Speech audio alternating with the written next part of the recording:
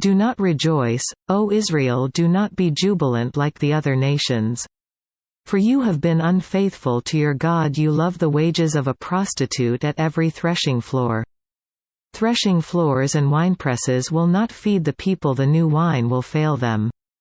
They will not remain in the Lord's land. Ephraim will return to Egypt and eat unclean food in Assyria. They will not pour out wine offerings to the Lord, nor will their sacrifices please him. Such sacrifices will be to them like the bread of mourners, all who eat them will be unclean. This food will be for themselves, it will not come into the temple of the Lord. What will you do on the day of your appointed feasts, on the festival days of the Lord? Even if they escape from destruction, Egypt will gather them, and Memphis will bury them.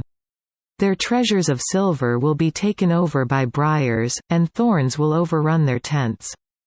The days of punishment are coming, the days of reckoning are at hand.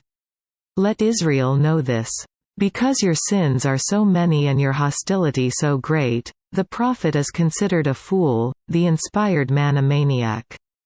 The prophet, along with my God, is the watchman over Ephraim, yet snares await him on all his paths, and hostility in the house of his God. They have sunk deep into corruption, as in the days of Gibeah.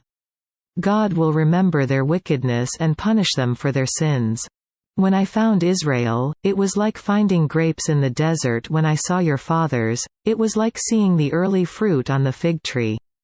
But when they came to Baal Peor, they consecrated themselves to that shameful idol and became as vile as the thing they loved. Ephraim's glory will fly away like a bird, no birth, no pregnancy, no conception. Even if they rear children, I will bereave them of every one.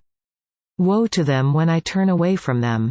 I have seen Ephraim, like Tyre, planted in a pleasant place. But Ephraim will bring out their children to the slayer. Give them, O Lord, what will you give them?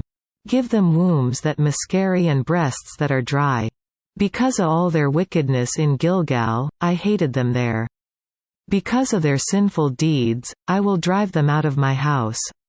I will no longer love them, all their leaders are rebellious. Ephraim is blighted, their root is withered, they yield no fruit. Even if they bear children, I will slay their cherished offspring. My God will reject them because they have not obeyed him, they will be wanderers among the nations.